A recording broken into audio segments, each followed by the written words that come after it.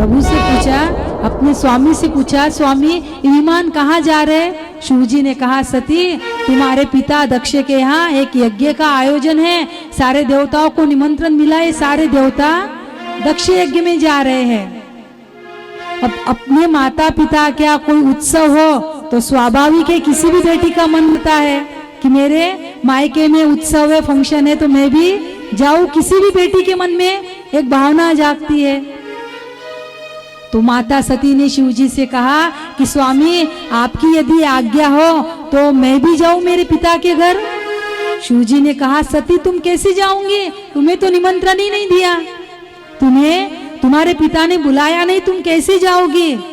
तो सती ने कहा, प्रभु माता पिता के घर, स्वामी के घर, मित्र के घर और गुरु के घर निमंत्रण नहीं भी आया तो भी जाया जा सकता है। इन 4 घर पे, एक माता पिता, एक गुरु, एक मित्र और एक अपने स्वामी का घर, इन चारों के घर निमंत्रण नहीं भी आए तो जाया जाता है। शिव जी ने कहा, सती बात सही है तुम्हारी, माता पिता के घर बिना निमंत्रण जाया जाता है, लेकिन जहां जाने से हमारा विरोध होता हो तदपि विरोध मान जह कोई, तहां गए कल्याण न होई।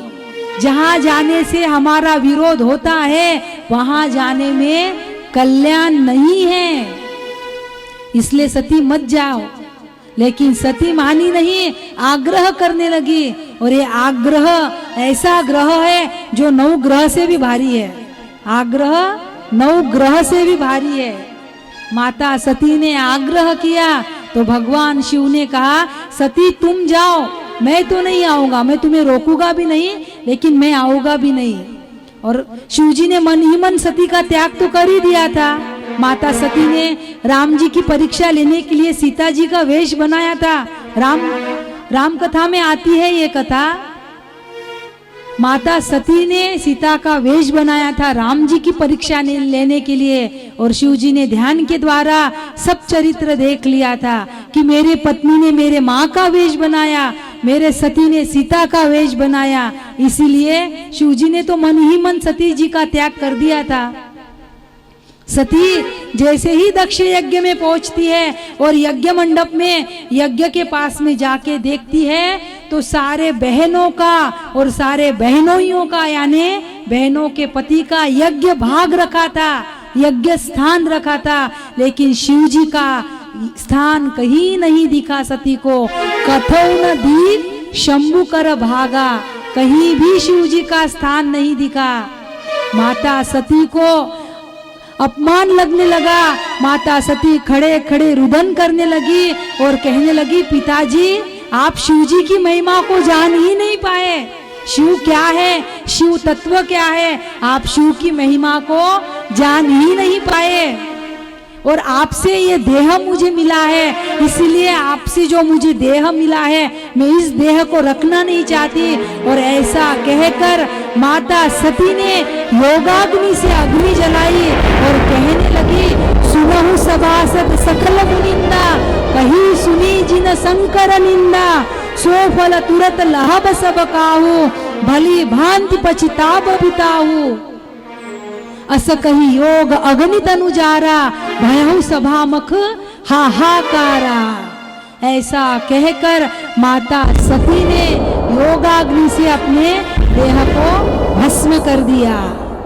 और जैसे ही माता सती भस्म हुई, शिव जी को समाचार मिला। समाचार जब शंकर पाए, वीर भद्र करी कोप पठाए। शिव जी ने अपनी जटा निकाली, जमीन पे दे मारी और उस जमीन जटा में से वीरभद्र नाम का एक रुद्रगण, एक शिवगण उत्पन्न हुआ। शिव जी ने उस वीरभद्र को भेजा। वीरभद्र आते हैं, दक्ष का यज्ञ नहस तहस करते हैं और दक्ष का शीश, जो दक्ष का शीश है वो धड़ से अलग कर देते हैं।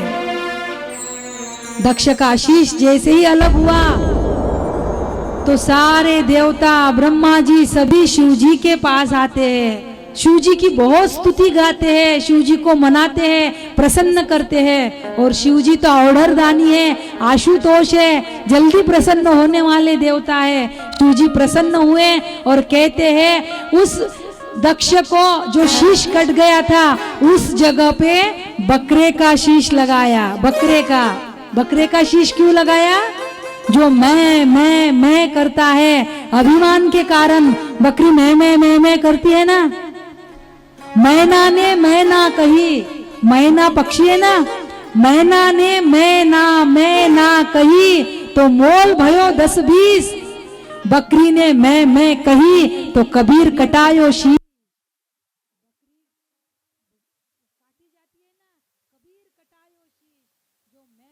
मैं करता है, अभिमान के अहंकार के कारण उसका तो शीश कटना ही कटना है। ऐसे शिव जी का और सती का चरित्र श्री सुखदेव जी ने परीक्षित जी को श्रवण कराया। आइए शिव जी के चरणों में हम भी भजन रूपी पुष्प अर्पण करें। एक भजन गाए शिव जी के 2 मिनट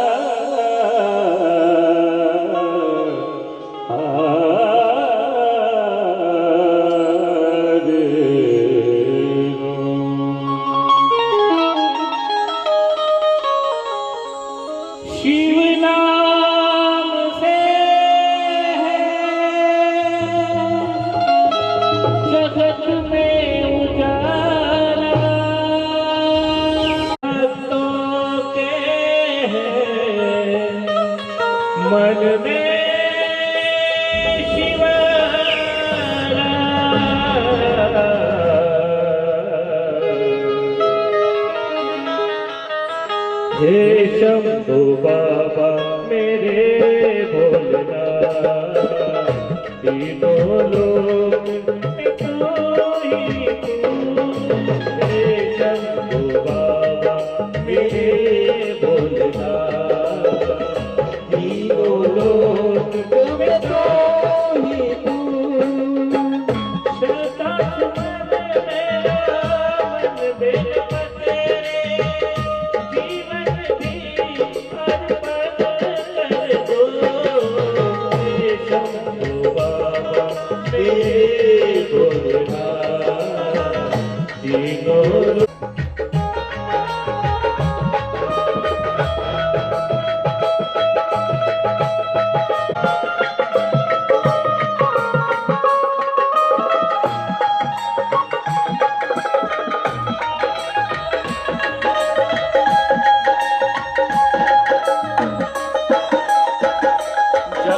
स्वामी है तो अंतर्यामी है तो मेरे जीवन की अनमित कहानी है तो।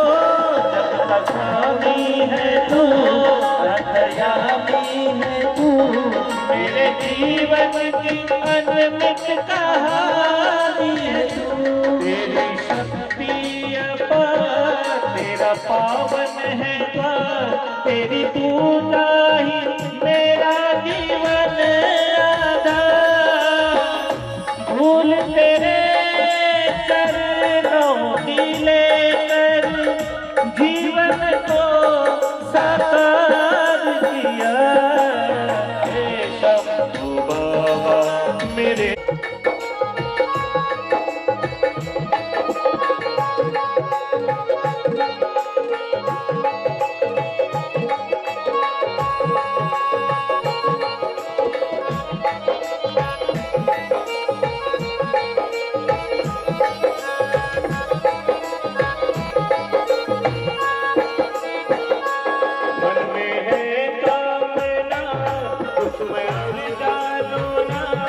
जिंदगी भर करो तेरी आराधना।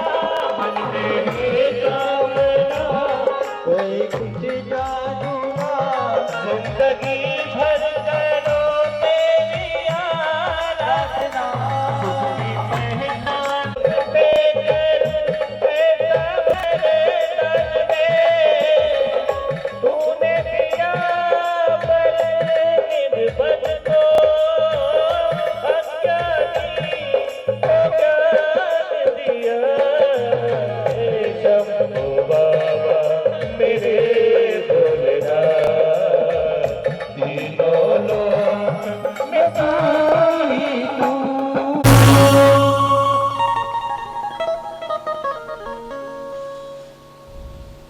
चरित्र देखकर। जितनी सुरुचि प्रिय थी उतनी सुनीति प्रिय नहीं थी। इसीलिए सुनीति को राजा ने एक अलग राजमहल में रखा था, उनके पुत्र ध्रुव जी को और सुनीति को। और व्यक्ति का हमारा ऐसा ही है, ये हमारे साथ में भी घटना बैठती है। व्यक्ति को रुचि में बड़ा प्रेम होता है, नीति में प्रेम नहीं करता व्यक्ति, नीति में नियम में ज्यादा प्रेम नहीं करता, रुचि में बड़ा प्रेम करता है, रुचि में प्रेम करता है और नीति का विरोध करता है। लेकिन ध्रुव उसे ही हो सकता है। ध्रुव यानी शाश्वत, ध्रुव यानी बिल्कुल शाश्वत शांति। ध्रुव पुत्र उसी को हो सकता है जो सुनीति है। सुनीति को ही ध्रुव हो सकता है, अच्छी नीति को ही शाश्वत शांति मिल सकती है, अच्छी नीति को। लेकिन व्यक्ति का ऐसा होता है कि नीति का विरोध करता है और रुचि से प्रेम करता है। यही उत्तानपाद राजा ने किया।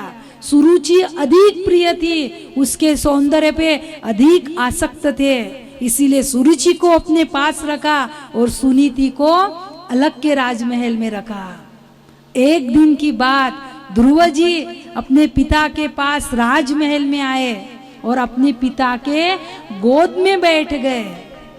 ध्रुव जी गोद में बैठे तो स्वाभाविक है, पुत्र गोद में बैठे तो पिता को प्रेम तो आता ही है। इसीलिए पिता ने, उत्तानपाद राजा ने ध्रुव के सिर से ऐसे हाथ घुमाया, उसका लाड़ करना चाहा। यह दृश्य देखा सुरुचि तिलमिला उठी और आई राजसभा में और ध्रुव को उत्तानपाद राजा के गोद से ऐसे खींच के निकाला और नीचे खींच लिया और कहने लगी कि अरे बेटा, तू बड़ा दुर्भागा है, बड़ा अभागा है। तुझे यदि इस राजगादी पे बैठना है, पिता की गोद में बैठना है, तो जा पहले जंगल में जा, तपस्या कर, नारायण की प्राप्ति कर। और यदि भगवान तुझे मिल जाए तो भगवान से वरदान मांगना कि भगवान अगले जन्म में सुरुचि के उधर से मेरा जन्म होने देना, तो तुझे ये राजगादी मिलेंगी। जा बेटा जंगल में जा, तपस्या कर। तपसाराध्य पुरुषम तस्सेवानुग्रहेण में गर्भे त्वं साधयात्मानं यदिच्छसि नृपासनम। जा बेटा तपस्या कर। ध्रुव छोटा सा बालक रोते रोते अपनी माता सुनीति के पास आया, रोते रोते आया। माँ ने पूछा बेटा क्या हुआ, क्यों रो रहा है? तो ध्रुव ने सारी घटना जो भी घटी थी, सारा वृत्तांत अपनी माता को सुना दिया। सुनीति तो सुनीति है, अपने बेटे को अच्छा ही सिखाएगी। सुनीति ने कहा बेटा किसने क्या कहा ईश्वर ध्यान मत दे, किसी ने क्या कहा ईश्वर दुर्लक्षित कर दे, ध्यान मत दे। और उसमें भी तेरी जो दूसरी माता है, छोटी माता है, उसने एक बात कितनी अच्छी कही कि जा बेटा जा, तपस्या कर, नारायण की प्राप्ति कर। कितनी अच्छी बात की। अरे बेटा, जो भगवान की ओर लगाता है, जो भगवान की ओर हमें जाने को प्रेरित करता है, वह कभी गलत नहीं हो सकता बेटा। ये उत्तानपाद तो तेरे देह पिता है, उत्तानपाद तेरे देह पिता है, उनसे तो तुझे केवल शरीर मिला है। तेरे आत्म पिता तो परम पिता परमात्मा ही है ना।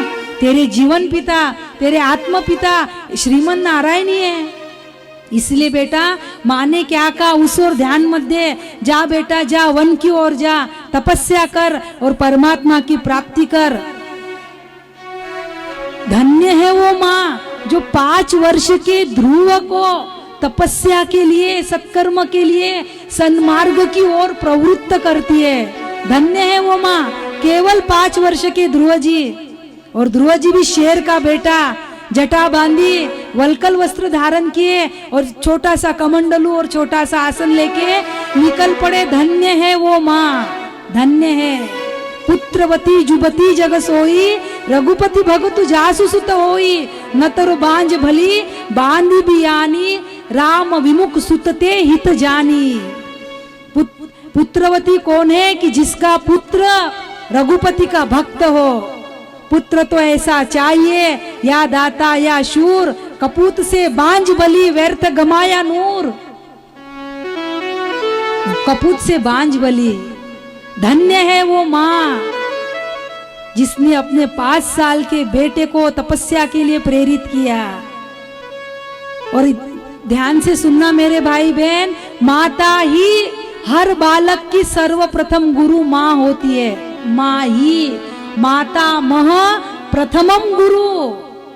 गर्भाधान से लेकर बालक 5 वर्ष का होवे, पूरे 5.25 साल माता गुरु होती है हर बालक की। माता चाहे तो अपने बालक को संत महापुरुष बना सकती है, माता चाहे तो अपने बालक को वैज्ञानिक साइंटिस्ट बना सकती है, माता चाहे तो डॉक्टर, इंजीनियर, वकील, IAS IPS अधिकारी बना सकती है, और माता चाहे तो अपने बालक को, पुत्र को चोर, डाकू, लुटेरा बना सकती है। अब यह माता और पिता की जिम्मेदारी है कि हमें हमारे बालक को क्या बनाना है। ये प्रत्येक माता पिता की, प्रत्येक अभिभावक की जिम्मेदारी होती है।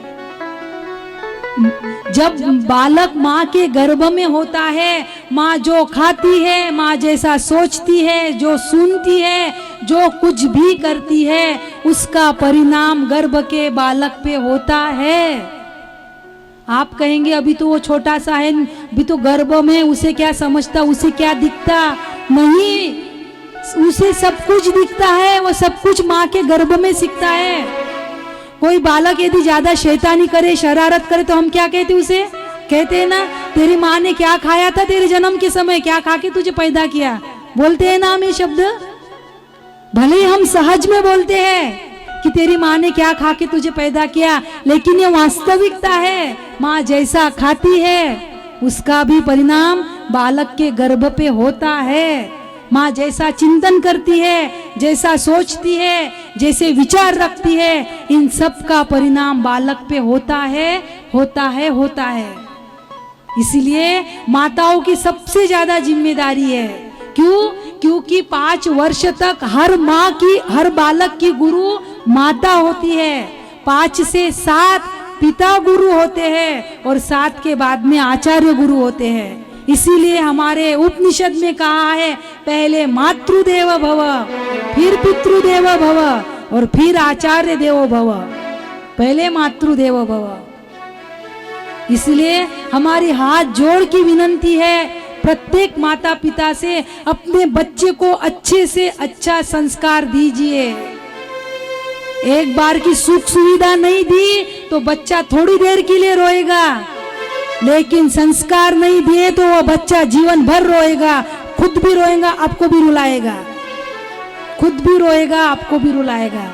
सुख सुविधा नहीं दी तो थोड़ी देर जिद करेगा, रोएगा, लेकिन संस्कार नहीं दिए तो जीवन भर रुलाएगा, रोएगा भी, रुलाएगा भी। हम ही हमारे बच्चे को बिगाड़ रहे हैं, हम ही, कोई दूसरा नहीं बिगाड़ता, हम ही बिगाड़ते हैं। फिर हम ही कहते हैं कि देवी जी इसके सिर पे हाथ रख दो ना। अरे हमारे हाथ रखने से उसका कल्याण होता तो हम हमारे सिर पे हाथ नहीं रखते थे? हम ही बिगाड़ रहे हमारे बच्चों को, हम ही हाय बाय बोलना सिखाते। हमने नहीं सिखाया जय श्री कृष्ण बोल बेटा, जय सिया राम बोल, हम नहीं सिखाते। हम ही हाय बाय हम ही सिखाते, हम ही सिखाते उसे। बाहर जाते समय हमने सिखाया उसे कि बच्चा बाहर जा रहा है, बेटा बड़ों को प्रणाम करके निकलो, भगवान को प्रणाम करके बाहर निकलो। हम नहीं सिखाते, हम ही कहते बाय बाय बेटा, वो भी बाय बाय सीखता। सिखाओ, अंग्रेजी सिखाओ, हम ही उसे कॉन्वेंट में डालते। अच्छी बात है, सब सीखना चाहिए। आज के माहौल को देखते हुए विरोध नहीं करते हम, लेकिन उसे हम सिखाइए ना। जब स्कूल से बच्चा आता है, संध्या के समय जब हम दिया बाती करते हैं, तब हम उसे लेके बैठते हैं, आ बेटा हम साथ में हनुमान चालीसा करेंगे, या राम रक्षा पढ़ेंगे, या गीता का श्लोक, रामायण की चौपाई, जो भी कुछ आपको पसंद है। हम नहीं सिखाते, हम प्रणाम करना नहीं सिखाते। फिर हम ही कहते हैं बच्चे बिगड़ गए, बच्चे बिगड़ गए। बिगड़े नहीं है, हमने बिगाड़ा है। हर संडे को होटल, पार्क में या गार्डन में लेके जाते बच्चे को, बिल्कुल दिन ठहरा रहता, होटल का, पार्क का नहीं। बच्चे को चेंज चाहिए, दिन भर पढ़ाई पढ़ाई पढ़ाई। हमने कभी एक हफ्ते में एक दिन रखा कि नहीं बेटा आज मंदिर भी जाना है? हमने ही परिचय नहीं कराया। हमने आज इतने ऐसे बच्चे देखे हैं कि जिन बच्चों को ये भी मालूम नहीं है कि रामायण में सीता आती है कि महाभारत में द्रौपदी आती है। आज के जनरेशन को मालूम नहीं है रामायण में कौन आता है और महाभारत में कौन, द्रौपदी महाभारत में है कि रामायण में। हमने कितने ऐसे बच्चों को हमारी आंखों से देखा है। आश्चर्य लगता है कि आज की जनरेशन इतने पीछे रह गई। शिक्षा तो बहुत दे रहे हैं, क्या कंपटीशन है आज पढ़ाई की। ऐसे ऐसे नाम है कि हम वो नाम भी नहीं बोल सकते। ए से लेके जेड तक क्या क्या पढ़ाई निकली है। शिक्षा दे रहे हैं बच्चों को, लेकिन संस्कार नहीं दे रहे। आज बच्चों की उंगली पकड़ के आप मंदिर नहीं ले जाएंगे तो वो कल आप बच्चे आपका हाथ पकड़ के तीर्थ यात्रा क्या कराएंगे। वो क्या तीर्थ यात्रा कराएंगे आपको? तीर्थ यात्रा नहीं कराएंगे, वृद्धाश्रम में ले जाके डालेंगे। क्योंकि फिर हम ही रोते हैं, हमारा ही तो बोया हुआ बीज है वो। कुछ दिनों के बाद में कोई भी बीज अंकुरित होता है, फलीभूत होता है। हमने बीज बोया, आज अंकुरित हो गया, वो हमने ही बोया।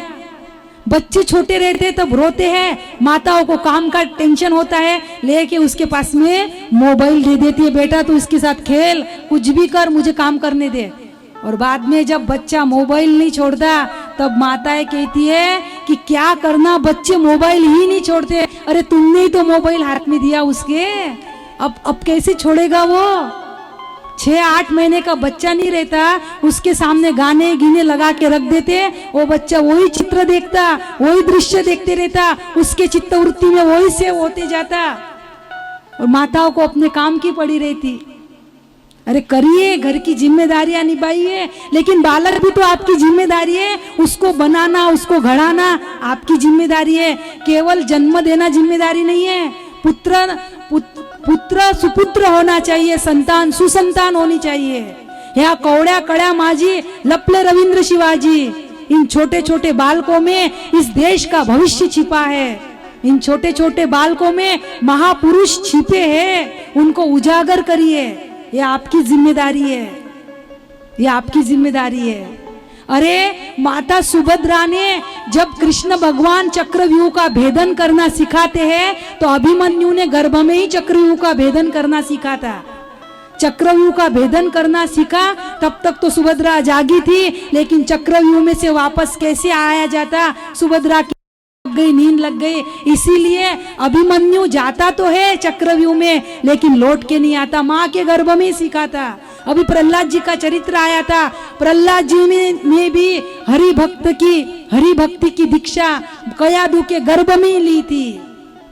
मदालसा ने अपने 9 पुत्रों को वैरागी बनाया। झूले में देते समय, बेटा तू वही है, सोहम तत्वमसी, तू वही है, अमृतस्य पुत्रा, तू ईश्वर का अंश है। ऐसा माता मदालसा ने अपने 9 पुत्रों को वैरागी बनाया। आखिर मदालसा के पति को कहना पड़ा कि मदालसा 10वें पुत्र को तो इतना बड़ा राज्य है, इसकी भी शिक्षा दो। तो मदालसा ने अपने 10वें पुत्र को राज्य की चलाने की शिक्षा तो दी, लेकिन वैराग्य के फाउंडेशन पे, वैराग्य की नींव पे राज्य संचालन करना सिखाया। और अंतिम वह भी वैरागी बन गया, परमात्मा को पा गया। आपकी जिम्मेदारी है मेरे भाई बहन, अपने बच्चों को अच्छे संस्कार दीजिए। आज का माहौल देख के जो पीड़ा होती है ना, इसलिए इतना बोला जाता है।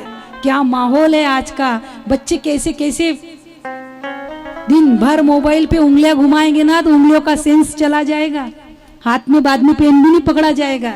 दिन भर मोबाइल मोबाइल मोबाइल। हमें तो आश्चर्य लगता है, अच्छी चीजें यूज करिए, हम उसका विरोध नहीं करते, बहुत कुछ मिलता है उसमें से, लेकिन जो मिलता है उतना यूज करिए ना।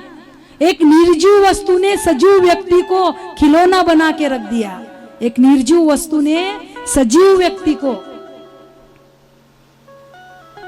इसलिए हमारी विनती है, धन्य है वो माँ, माता सुनीति धन्य है कि 5 वर्ष के बेटे को जा बेटा तपस्या कर, नारायण की प्राप्ति कर, जा बेटा। और ध्रुव भी शेर का बेटा था, माँ की आज्ञा मान के ध्रुव जी भी निकल गए तपस्या करने के लिए। ध्रुव जी निकले तो बीच में तो नारद जी ने बहुत परीक्षा ली। पहले तो नारद जी ने नारद जी ने कहा, बेटा जंगल में हिंस्र पशु रहते हैं जो तुझे एक कवल में ही चबा जाएंगे। तू राजपुत्र है, राजकुमार है, राजमहल में रहने वाला है, जंगल में तुझे कुछ खाने पीने को नहीं मिलेगा। बहुत परीक्षा ली नारद जी ने, लेकिन ये भी क्षत्रिय का बेटा था। क्षत्रिय निश्चय से बड़े पक्के होते हैं।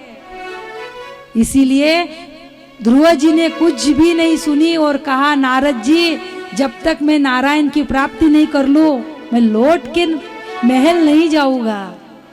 तब नारद जी ने ध्रुव जी को 12 अक्षर का जो मंत्र है वह दिया और साधना पढ़ाई। ओम नमो भगवते वासुदेवाय, यह 12 अक्षर का मंत्र दिया, साधना पढ़ाई। और कहते हैं ध्रुव जी मधुवन में आए। मधुवन यानी जिसे आज हम मथुरा कहते हैं, मथुरा में आए। श्री यमुना जी में स्नान किया ध्रुव जी ने, और स्नान करके ध्रुव जी ने साधना आरंभ की। ध्रुव जी ने पहले महीने में केवल बेर और केथ का फल आता है, एक केथ और बेर का फल, बस इतना खाकर ध्रुव जी ने परमात्मा के नाम का मंत्र का जप किया। आइए थोड़ा हम भी ध्रुव जी के साथ नामस्मरण करें, भगवान के मंत्र का उच्चारण करें। ध्रुव जी जप रहे हैं, ओम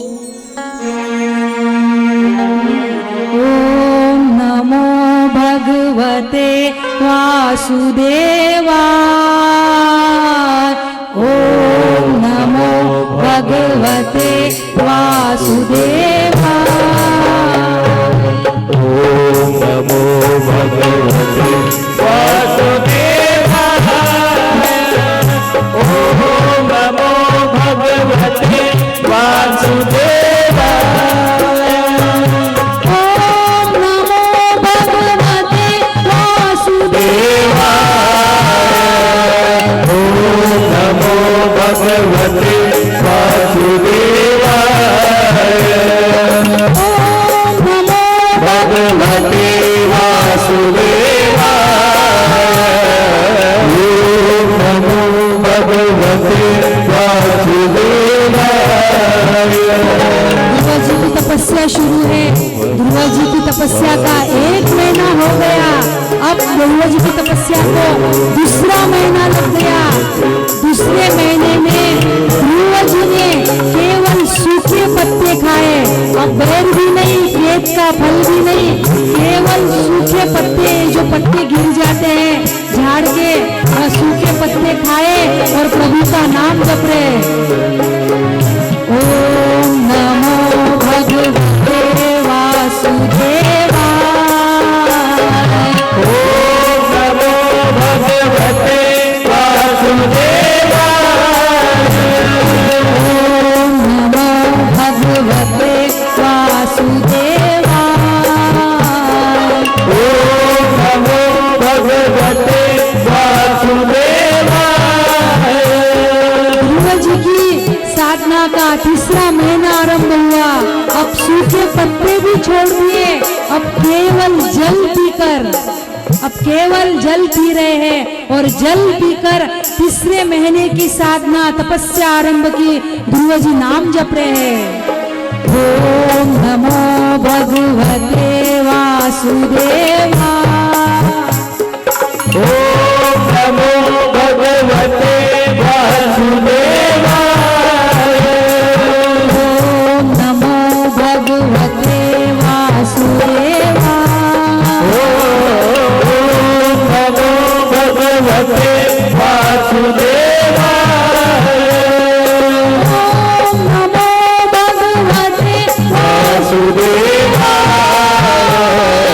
ओम नमो भगवते वासुदेवाय, ओम नमो भगवते वासुदेवाय, ओम नमो भगवते वासुदेवाय। ध्रुव जी की तपस्या का तीसरा महीना भी खत्म हुआ। चौथा महीना लगा। अब जल का भी आहार नहीं, अब जल भी छोड़ दिया। अब केवल वायु का आहार, केवल वायु पी रहे हैं और वायु का आहार हार लेके भगवान का नामस्मरण कर रहे हैं। ओम नमो भगवते वासुदेवाय। ओम नमो भगवते वासुदेवाय। नमो भगवते वासुदेवाय।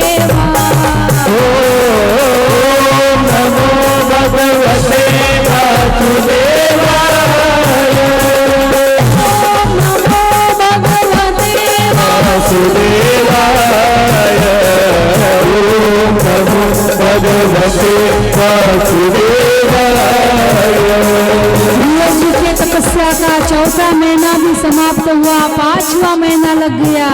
ध्रुव जी ने अब वायु बिना भी बंद कर दिया और एक पैर के दाएं पैर के एक अंगूठे पे एक पैर के एक अंगूठे पे निश्चल भाव से खड़े हो गए।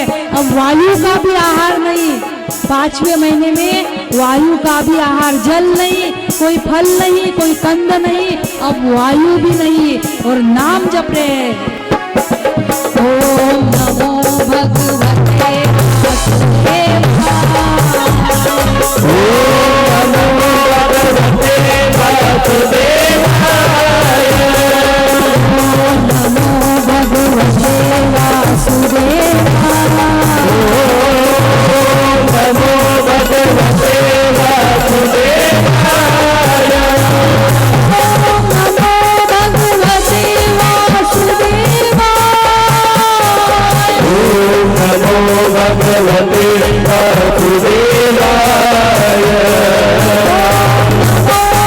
भगवते वासुदेवाय।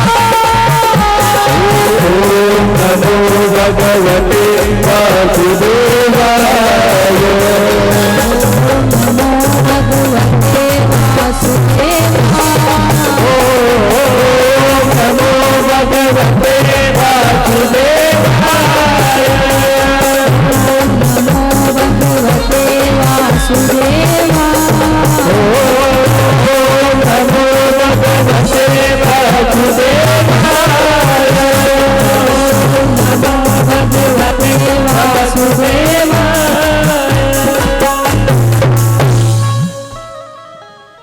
ध्रुव जी की तपस्या को 6वां महीना लगा और नारद जी ने जो साधना सिखाई थी, समष्टि का ध्यान करके, समष्टि की धारणा करके, अब ध्रुव जी ने श्वास लेना भी बंद कर दिया। 6ठे महीने में ध्रुव जी ने श्वास भी नहीं ली और समष्टि की धारणा की और समष्टि की धारणा करने से ध्रुव जी ने जो सांस रोकी तो पूरे ब्रह्मांड का प्राणवायु रुक गया, पूरे ब्रह्मांड का। कोई ध्रुव सांस ले तो सब सांस ले, ध्रुव सांस ले तो सबको प्राणवायु मिले, लेकिन आज ध्रुव ने सांस रोक दी। सारे देवता घबरा गए ब्रह्मा जी के पास, पूछने लगे ब्रह्मा जी क्या प्रलय आने वाला है? कोई सांस नहीं ले पा रहा, सबका बीपी हाई लो हो रहा, ऑक्सीजन की कमी हो गई। ब्रह्मा जी गए, सारे देवता ब्रह्मा जी गए श्रीमन नारायण के पास, प्रभु ये क्या हो रहा है? क्या पूरे ब्रह्मांड का प्राणवायु क्यों रुक गया है? क्या प्रलय होने वाला है? भगवान ने स्मित हास्य किया और कहने लगे नहीं, मेरा भक्त ध्रुव श्वास रोक के खड़ा है, अब मुझे उसे दर्शन देने जाना ही पड़ेगा। और भागवत में तो ऐसा लिखा है कि भगवान ध्रुव को दर्शन देने के लिए नहीं गए, भगवान ध्रुव को दर्शन देने के लिए नहीं गए, ध्रुव का दर्शन करने के लिए गए, ध्रुव जी का दर्शन करने के लिए गए। भागवत में ऐसा लिखा है।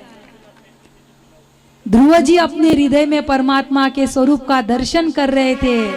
भगवान आके सन्मुख खड़े हैं, लेकिन ध्रुव जी आंख नहीं खोल रहे, क्योंकि अपने हृदय में परमात्मा की झांकी हो रही है। परमात्मा ने देखा कि ऐसा तो ध्रुव आंख नहीं खोलेगा, तब भगवान ने ध्रुव जी के हृदय में जो झांकी हो रही थी उसको अंतर्धान कर दिया और ध्रुव जी व्याकुल होके आंख खोले, तो आंख खोले बराबर ध्रुव जी को वही शंख चक्र गदा पद्मधारी चतुर्भुज नारायण ध्रुव के समक्ष खड़े हैं, ध्रुव के समक्ष खड़े हैं। अनंत अनंत चेतनाधीश परमात्मा, अनंत अनंत करुणा के आनंद के भंडार, ऐसा मेरा परमात्मा ध्रुव के समक्ष खड़े हैं। ध्रुव जी बोलना चाह रहे हैं, प्रभु की स्तुति करना चाह रहे हैं, लेकिन उत्कट प्रेम के कारण गला रुंधी गया, पुलकित शरीर हो गया, मुख से शब्द नहीं निकल रहे ध्रुव जी के। तब कहते हैं कि भगवान ने अपने शंख का स्पर्श ध्रुव जी के कपोल पे यानी गाल पे शंख का स्पर्श कराया, और जैसे ही भगवान के शंख का स्पर्श ध्रुव जी के गाल पे हुआ तो कहते हैं ध्रुव जी ने वेद मंत्रों से, वेद वाणी से परमात्मा की स्तुति की। वेद वाणी महा ध्रुव स्तुति ठानी, वेद मंत्रों से। और कहते हैं परमात्मा ने ध्रुव जी को वरदान दिया, बेटा तू यदि निरीच्छा है, तुझे कोई भी इच्छा नहीं है, लेकिन फिर भी मैं तुझे वरदान देता हूँ कि 36,000 वर्ष तक तू इस भूमंडल पे राज्य करेगा, 36,000 वर्ष तक। और बाद में मृत्यु के सिर पे पैर देकर तू मेरे धाम को आएगा। मृत्यु के सिर पे पैर दिया है ध्रुव जी ने, मृत्यु के सिर पे पैर देकर तुझे ऐसा स्थान मिलेगा कि जिसका प्रलय में भी नाश नहीं होगा, जो ध्रुव तारा आज भी जगमगाता है, ऐसा स्थान परमात्मा ने ध्रुव जी को दिया, जिसका प्रलय में भी नाश नहीं होता, जिसका प्रलय में भी। यानी गए थे छोटा सा आसन पाने के लिए, छोटा सा पद पाने के लिए, लेकिन आज मेरे पद परमात्मा में पायहु अचल अनुपम ठाऊ, ध्रुव सगलानी जपेहु हरु नाऊ, पायहु अचल अनुपम ठाऊ। ऐसा परमात्मा ने अचल और अनुपम ऐसा स्थान परमात्मा ने ध्रुव जी को दिया। ध्रुव जी ने 36,000 वर्ष तक इस भूमंडल पे राज्य किया, और अंततः मृत्यु के सिर पे पैर रखकर ध्रुव जी परमात्मा के धाम को चले गए। ध्रुव के बेटा उत्कल हुए, उत्कल के बेटा अंग हुए, अंग के वेन हुए, वेन के पुत्र पृथु हुए, पृथु के पुत्र अंतर्धान हुए, अंतर्धान के हवीरदान होते हैं, और हवीरदान के पुत्र प्राचीन बर्री, और प्राचीन बर्री के पुत्र प्रचेतागण होते हैं। प्राचीन बर्री बहुत कर्मकांडी है, प्राचीन बर्री जो कर्मकांडी है, उस कर्मकांडी प्राचीन बर्री की चित्तवृत्ति को आत्म भाव में स्थिर करने के लिए श्री सुखदेव जी महाराज चतुर्थ स्कंद के अंत में पुरंजन आख्यान सुनाते हैं, और यह चतुर्थ स्कंद विराम होता है। पंचम स्कंद के आरंभ में प्रियव्रत जो राजा मनु के दूसरी संतान राजा प्रियव्रत का चरित्र देते हैं। प्रियव्रत के पुत्र कौन है? नाभि के आग्निंद्र, और आग्निंद्र का कौन होता है?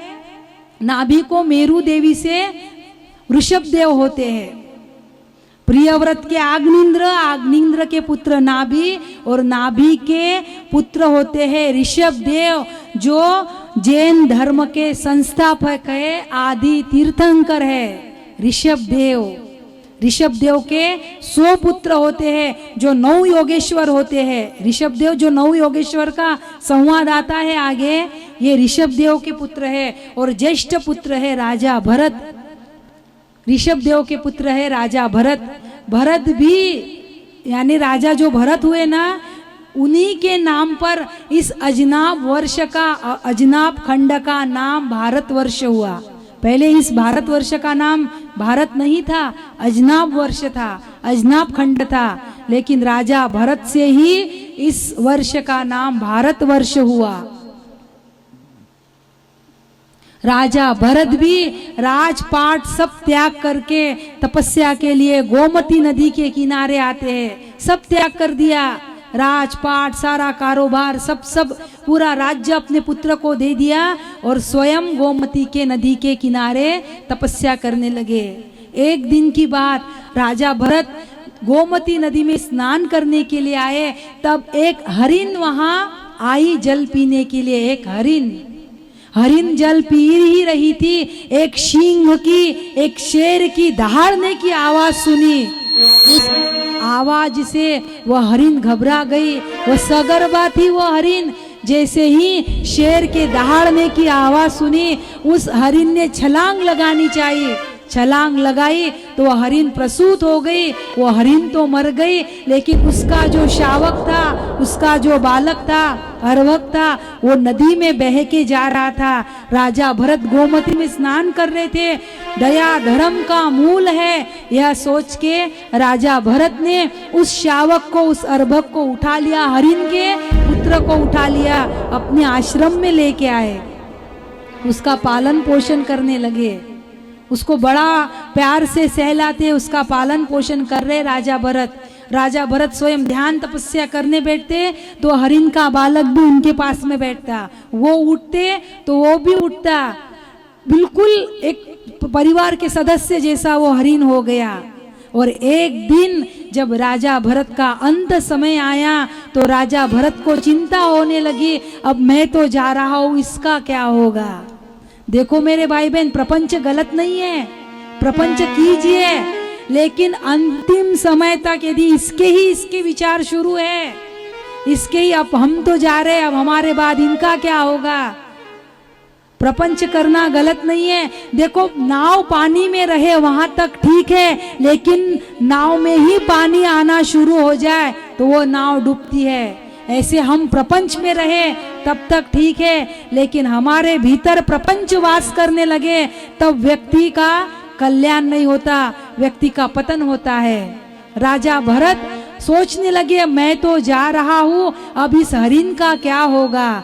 और हरिन कहती है, हरि न, हरि न, मैं हरि नहीं हूँ, मैं हरिन हूँ, मैं हरि न, मैं हरि नहीं हूँ। और अंतमति सा गति, यथा स्मरण तथा मरण। इस न्याय से राजा भरत की जो अंतमति थी, राजा भरत ने शरीर छोड़ा, लेकिन अंतिम समय हरिन का चिंतन कर रहे थे। अंतमति सा गति के न्याय से राजा भरत को भी अगला जन्म हरिन का ही मिला। लेकिन राजा भरत ने इतनी साधना, इतनी तपस्या की थी, किया हुआ भजन, किया हुआ साधन कभी विफल नहीं जाता। इसीलिए हरिन की योनि में राजा भरत जो आए थे वह जातिस्मर होके पैदा हुए। जातिस्मर यानी इस जन्म में पूर्व जन्म की हर एक बात याद रहना, उसे जातिस्मर कहते हैं। हम इस जन्म में हैं, हम पूर्व जन्म में क्या थे, हमने क्या किया था, इसका स्मरण रहना, उसे जातिस्मर कहते हैं। राजा भरत जो हरिन की योनि में आए थे वह जातिस्मर थे। और कहते हैं जातिस्मर होने से जो हरिन की योनि प्राप्त हुई थी, किसी में मन नहीं लगाया, हरिन की योनि में भी किसी में मन नहीं लगाया। और अंततः गंडकी नदी में जाकर उस हरण ने भी अपने देह का त्याग किया। और वही राजा भरत जो हरिन बने थे, अब ब्राह्मण के शरीर में आए, एक ब्राह्मण के घर जन्म लिया। और इस घर में भी, इस जन्म में भी उनका नाम भरत ही रखा गया। ब्राह्मण की योनि में भी उनका नाम भरत ही था। अब ब्राह्मण का शरीर मिला है तो पिताजी ने स्वाभाविक है गायत्री मंत्र पढ़ाना चाहा। ब्राह्मण को गायत्री मंत्र जपना होता है ना, त्रिकाल संध्या, अग्निहोत्री, ये सब सारे कर्म ब्राह्मण के होते हैं। तो पिताजी ने भरत को सब पढ़ाना चाहा, लेकिन भरत कुछ भी पढ़ने के लिए तैयार नहीं है। अरे अज्ञानी तो बनना ही नहीं है, लेकिन अब ज्ञानी भी नहीं बनना। पाप तो करना ही नहीं है, लेकिन पुण्य भी नहीं करना है, अब कुछ भी नहीं। ज्ञानी नहीं, अज्ञानी नहीं, पापी नहीं, पुण्य नहीं, अब केवल सर्वारंभ परित्यागी, सर्वारंभ परित्यागी, शुभाशुभ परित्यागी। राजा भरत ब्राह्मण के स्वरूप में जो थे, वह भरत किसी में मन नहीं लगाया। स्वयं को दूसरे के नजर में ऐसा बताते थे कि मैं मूर्ख हूँ, मैं जड़ हूँ, मैं बधिर हूँ, बहिरा हूँ, अंधा हूँ, ऐसा कुछ कुछ स्वयं को बताते थे। लोगों ने कहा यह मूर्ख है, जड़ है, जड़ है, मूर्ख है, इसलिए उनका नाम हुआ जड़ भरत। पिताजी की मृत्यु हुई, भाइयों ने सोचा ब्राह्मण होके कोई कर्मकांड तो करता नहीं, इसलिए भाइयों ने खेती दे दी, जा बेटा तू खेती संभाल। लेकिन संत वृत्ति थी, इसीलिए खेत में जो भी पशु पक्षी फसल खाने आते थे उसे रोकते नहीं थे। राम की चिड़िया, राम का खेत, खाओ रे चिड़िया भर भर पेट, किसी को नहीं रोकते थे। भाइयों ने देखा ये फसल की भी रक्षा अच्छी से नहीं करता, इसलिए भाइयों ने घर से निकाल दिया, जा तेरा कोई काम नहीं है घर में। भाइयों ने घर से निकाला, जंगल में आके बैठे। जंगल में आके बैठे तो एक डाकुओं का जो सरदार था, उस सरदार ने महाकाली से मन्नत मांगी थी कि मुझे यदि पुत्र की प्राप्ति हुई तो मैं नर बलि चढ़ाऊंगा। इसीलिए उस डाकू के सरदार ने जिसे नर बलि देने के लिए लाया था वो व्यक्ति चला गया। अब किसकी नर बलि दे? तो ये जड़ भरत बैठे थे जंगल में, इसको ही उठा के लेके गए महाकाली मंदिर में, महाकाली के सामने लाके खड़ा किया और ये डाकुओं का सरदार खड्ग हाथ में ले और उसे मारे। उतने में ही महाकाली देवी प्रकट हुई और उस खड्ग को, उस तलवार को पकड़ लिया। डाकुओं का सबका महाकाली ने नाश किया और जड़ भरत मंदिर से बाहर निकले, एक झाड़ के नीचे आके बैठे, एक वृक्ष के नीचे। तभी उसी समय सिंध सोवीर देश का राजा रहूगन अपने राजधानी से निकलकर सत्संग करने के लिए भगवान कपिल के आश्रम में गंगा सागर की ओर जा रहे थे। राजा रहूगन सिंध सोवीर प्रांत का, आज सिंध प्रांत पाकिस्तान में आता है, वहां का राजा।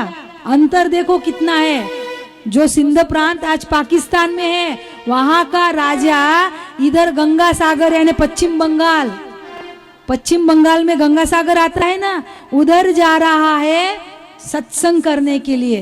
अब बताइए हजारों किलोमीटर अंतर होगा ना, हजारों किलोमीटर। वहां हजारों किलोमीटर का अंतर पार करके केवल सत्संग के लिए जा रहे हैं और हम यहाँ के यहाँ नहीं आते, हम यहाँ के यहाँ नहीं आते। कौन जाएगा? धूप काला है और धूप के दिन है, कहाँ 3 से 6 3 घंटे कौन बैठेगा। लेकिन सिंध सोवीर देश का राजा रहूगन कपिल आश्रम की ओर जा रहा था पालकी में बैठ के। तो पालकी को ढोने वाले 4 व्यक्ति में से एक व्यक्ति बीमार पड़ गया। अब किसे लाए? तो यह जड़ भरत बैठा था, उसे उठा के लाए। उसने डंडा पालकी का लिया, लेकिन संत वृत्ति थी कोई जीव जंतु पैर के नीचे आके मरना नहीं चाहिए, इसलिए आड़े तिरछे ऐसे वैसे चलने लगे। तो ऐसा वैसा चलने से पालकी का डंडा राजा को लगा। राजा ने पालकी रुकाई और कहा कि कौन है वो जो इतनी उद्दंडता कर रहा है, कौन है? 3 व्यक्ति तो घबराने लगे, लेकिन जड़ भरत तटस्थ जो के त्यों खड़े थे। राजा ने कहा तू पालकी का डंडा हिला रहा था, इतनी उद्दंडता तू कर रहा था, तुझे पता है मैं कौन हूँ? मैं सिंध सोवीर देश का राजा हूँ, रहूगन हूँ, एक बार माफ कर देता हूँ, अब आगे से ऐसा किया तो मृत्यु दंड दूंगा। तब जड़ भरत बोले राजन तुम किसे मारोगे? तुम इस शरीर को मारोगे ना? अरे शरीर तो पहले से ही मरा हुआ है, जो मरा हुआ है उसको मारने से क्या बढ़ाई? अरे आटे को पीसने में क्या बढ़ाई है? पिसा हुआ आटा उसको पीसने में क्या बढ़ाई है? बढ़ाई तो गेहूं को पीसने में है। इस शरीर तो पहले ही मरा है, इसको मारने में क्या बढ़ाई है? और मेरे चेतना को तो तेरा नाना भी नहीं मार सकता। हे राजन, मेरी आत्मा को तेरा नाना भी नहीं मार सकता। नैनम छिन्नन्ति शस्त्राणि नैनम दहति पावकः न चैनम क्लेदयन्ति आपो न शोषयति मारुतः। नैनम छिन्नन्ति शस्त्राणि, इस आत्मा को कोई शस्त्र काट नहीं सकता। नैनम दहति पावकः, न इसे कोई अग्नि जला सकती। न चैनम क्लेदयन्त आपो, न इसे जल गीला कर सकता। न शोषयति मारुतः, न इसे ये हवा सुखा सकती। मेरे आत्मा को तो तेरे नाना भी नहीं मार सकते, और ये शरीर तो पहले से मरा है, ये तो चैतन्य के कारण जिंदा दिख रहा है तुझे। और जैसे ही ये महावाक्य वेदांती विचार राजा रहूगन ने सुने, राजा को कंपन होने लगा, हाथ से तलवार छूट गई और राजा रहूगन जड़ भरत के चरणों में गिर गए। आप कौन हो? आप ऐसा लग रहा है कि साक्षात कपिल मुनि ही आकर मुझे उपदेश दे रहे हैं, आप कौन हो? और कहते हैं राजा रहुगण ने जड़ भरत से सत्संग किया, उपदेश ग्रहण किया। और यहाँ पे खगोल शास्त्र, भुवन कोश, खगोल मंडल, तारांगनों की आदि आदि चरित्र देकर, सूर्य के रथ की गति, सूर्य का वर्णन देकर, नरकों के विभिन्न गतियों का वर्णन देकर पंचम स्कंद यहाँ विराम लेता है। और षष्ठम स्कंद के आरंभ में नरक गति से छूटने के लिए अजामिल आख्यान श्री सुखदेव जी महाराज परीक्षित जी को श्रवण कराने लगे।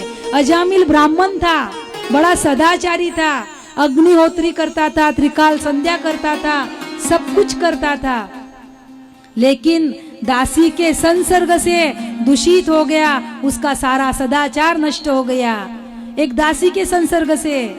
और वह अजामिल जो दूषित हो गया, दासी से उसे 10 पुत्र उत्पन्न हुए। सबसे छोटे पुत्र का नाम नारायण था। और स्वाभाविक है, छोटे पुत्र में ज्यादा आसक्ति होती है माता पिता की, इसीलिए अजामिल की आसक्ति अपने छोटे पुत्र में अधिक थी। मृत्यु का समय आया, 88 वर्ष के हो गए थे अजामिल, 88 वर्ष के। मृत्यु का समय आया, यमदूतों को देखा तो भय और व्याकुल के कारण हे नारायण नारायण नारायण अपने छोटे पुत्र का नाम लिया, नारायण नारायण। जैसे ही नारायण नारायण स्मरण किया तो भगवान नारायण के पार्षद भी अजामिल को लेने के लिए आए। भगवान नारायण के पार्षद भी आए और यमदूत भी आए। अब यमदूत और भगवान के पार्षद दोनों का संवाद हुआ।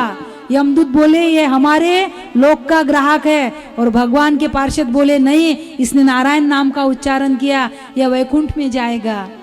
यमदूतों का और भगवान के पार्षद का संवाद, उनका सत्संग, उनकी चर्चा अजामिल ने श्रवण की। थोड़े से श्रवण से, थोड़े से सत्संग से अजामिल को पछतावा होने लगा। ओहो, मैंने जन्म भर सदाचार को छोड़ के अनाचार में मन लगाया। तो कहते हैं अजामिल को बड़ा पछतावा होने लगा। अजामिल गए हरिद्वार, गंगा जी के तट पे प्रभु का स्मरण चिंतन किया, प्रभु का भजन किया, और अजामिल भी परम गति को प्राप्त हुआ। केवल पुत्र के बहाने से नाम उच्चारण किया था, केवल पुत्र के बहाने से, कोई श्रद्धा से भक्ति से नहीं। सुखदेव जी कहते हैं परीक्षित, पुत्र के निमित्त से नाम उच्चारण किया तो अजामिल को परम गति मिली। जो श्रद्धा से भाव से प्रभु का नाम स्मरण करे उसका तो कहना ही क्या, उसका कहना ही क्या। अजामिल आख्यान देके आगे सुखदेव जी दक्ष संतति का वर्णन करते हैं। दक्ष को 10,000 पुत्र हुए, लेकिन नारद जी के कुटोपदेश से सबके सब साधु सन्यासी हो गए। दक्ष को क्रोध आता है, मेरे सारे पुत्रों को सन्यासी बना दिया। तब दक्ष ने श्राप दिया, नारद जी को श्राप दिया, 2 घड़ी के ऊपर आप कहीं भी ठहर नहीं पाओगे। दक्ष का श्राप नारद जी को। अब पुत्र की नहीं, अब पुत्रियों की, कन्याओं की उत्पत्ति। 60 कन्याओं का जन्म हुआ। 13 कन्या धर्म को अर्पण की, 27 कन्याएं चंद्र को अर्पण की, और 20 कन्याएं कश्यप ऋषि को अर्पण की। उन 20 कन्याओं में से 2 कन्याओं को प्रमुख मातृत्व मिला, दिति और अदिति। अदिति से देवताओं की, आदित्यों की उत्पत्ति होती है। उन 12 आदित्यों में एक आदित्य है त्वष्टा। त्वष्टा के पुत्र है विश्वरूप। विश्वरूप देवताओं के गुरु बनते हैं। विश्वरूप, सारे असुरगण भी विश्वरूप के पास आते हैं और कहते हैं कि हमारा भी गुरुपद स्वीकार कीजिए। तब विश्वरूप असुरों के भी गुरु बनते हैं। लेकिन देवता ने, इंद्र ने देखा कि हमारे गुरु ने असुरों का भी गुरुपद स्वीकार किया। इंद्र को ईर्ष्या हुई, इसीलिए इंद्र ने अपने गुरु का ही सिर उड़ा दिया, शीश धड़ से अलग कर दिया। त्वष्टा को जब पता चला कि इंद्र ने मेरे पुत्र को मार दिया, तब त्वष्टा ने एक यज्ञ किया और इंद्र को मारने वाला पुत्र हो ऐसा यज्ञ करना था त्वष्टा को। लेकिन जो स्वर का उच्चारण है वह दीर्घ हो गया, स्वर का उच्चारण ह्रस्व होना चाहिए था, लेकिन दीर्घ हो गया। उस दीर्घ उच्चारण के कारण इंद्र को मारने वाला पुत्र न पैदा होते हुए इंद्र के हाथ से मरने वाला पुत्र पैदा हुआ। अब इस मरेगा कैसे? तो सारे देवता गए दधीचि ऋषि के पास में। दधीचि ऋषि के अस्थियों से, हड्डियों से वज्र तैयार किया और वह वज्र संधान करे तो उस वृत्रासुर को, जो यज्ञ से उत्पन्न हुआ था, उस वृत्रासुर को उस वज्र पे भगवान का दर्शन होने लगा। परीक्षित जी को शंका हुई, गुरुदेव ये असुर है और एक असुर को वज्र पे भगवान का दर्शन। तब सुखदेव जी महाराज परीक्षित को उसके गत जन्म की कथा सुनाते हैं। यह पूर्व जन्म में चित्रकेतु नाम का राजा था, माता पार्वती ने श्राप दिया, इसीलिए इसे इस जन्म में असुर बनना पड़ा। वही चित्रकेतु राजा असुर वृत्रासुर बनता है और वज्र संधान करके इंद्र उसका वध करता है। उसकी जन्म की कथा देकर, मरुद गुणों की उत्पत्ति की कथा देकर षष्ठम स्कंद यहाँ विराम होता है। और सप्तम स्कंद के आरंभ में परीक्षित जी प्रश्न करते हैं, गुरुदेव ये भगवान ऐसा द्विधा भाव क्यों रखता है? देवताओं का तारता है, देवताओं का कल्याण करता है और असुरों को मारता है, ये भगवान ऐसा द्विधा भाव क्यों रखता है? तब परीक्षित जी से सुखदेव जी कहते हैं, परीक्षित जैसे माँ के दो बालक हो और एक बालक बड़ा शैतान हो, शरारत करता हो, तो माँ कैसे उसे थप्पड़ भी मारती है, उसको डांटती भी है, और दूसरा बालक शील हो, शालीन, शांत हो तो उसका लाड़ ज्यादा करती है, होता है ना ऐसे। तो माँ के क्रिया में भले ही भेद दिख सकता, लेकिन उसकी भावना में कभी भेद नहीं होता। ऐसे ही भगवान राक्षसों को उसकी राक्षसी वृत्ति से छुड़ाने के लिए उसका संहार करते हैं, उसका वध करते हैं। और इसी क्रम में भगवान नरसिंह प्रगटीकरण की कथा की जिज्ञासा श्री सुखदेव जी से परीक्षित जी करते हैं कि हे गुरुदेव, भगवान को नरसिंह रूप क्यों धारण करना पड़ा, इसकी कथा श्रवण कराते हैं। परीक्षित सुनो, दिति से दो पुत्र हुए थे, हिरण्याक्ष और हिरण्यकशिपु। हिरण्याक्ष की कथा तो तृतीय स्कंद में हमने देखी, लेकिन हिरण्यकशिपु ने देखा कि मेरे भाई को ये नारायण ने मेरे भाई को मार दिया, उसका वध किया। तब हिरण्यकशिपु ने सोचा कि मैं नारायण का बदला लूंगा, प्रतिशोध लूंगा। तो कहते हैं हिरण्यकशिपु जंगल में गया और ब्रह्मा जी की तपस्या करने लगा। नारायण को मारना है, नारायण का वध करना है, मुझे नारायण से बदला लेना है। इसलिए हिरण्यकशिपु तपस्या करने लगा ब्रह्मा जी की, बहुत तपस्या की। ओम ब्रह्मणे नमः, ओम ब्रह्मणे नमः, बहुत तपस्या की। उसकी तपस्या के फल स्वरूप ब्रह्मा जी प्रकट हुए और कहने लगे, बेटा वरम गृही, मांगो क्या चाहिए। हिरण्यकशिपु ने कहा, सुनो पितामह, सुनो ब्रह्मा जी, मैं मरूं नहीं, मुझे ऐसा वरदान दो कि मेरी मृत्यु न हो। ब्रह्मा जी ने कहा, बेटे जिसका जन्म होता है उसकी मृत्यु होती है, जो आता है उसे तो जाना ही पड़ता है। अरे एक परार्ध होने के बाद में तो मुझे भी देह छोड़ना पड़ता है, तो मैं तुझे ऐसा वरदान नहीं दे सकता। तब हिरण्यकशिपु ने मांगा, क्या मांगा ब्रह्मा जी से कि सुनो ब्रह्मा जी, न घर के भीतर मरू, न घर के बाहर मरू, न अस्त्र से मरू, न शस्त्र से मरू, न नर से मरू, न पशु से मरू, न सजीव से मरू, न निर्जीव से मरू, न दिन में मरू, न रात में मरू, न घर के बाहर मरू, न घर के भीतर मरू। सब मांग लिया हिरण्यकशिपु ने, सब मांग लिया। ब्रह्मा जी ने तथास्तु कह दिया। हिरण्यकशिपु को लगा कि मैंने सब मांग लिया, अब मेरी मृत्यु होने वाली नहीं है, मैं अमर हो गया, मैं अमर हो गया, मेरी मृत्यु होने वाली नहीं है। तो कहते हैं हिरण्यकशिपु जब तपस्या करने के लिए गया था तो हिरण्यकशिपु की पत्नी कयाधु सब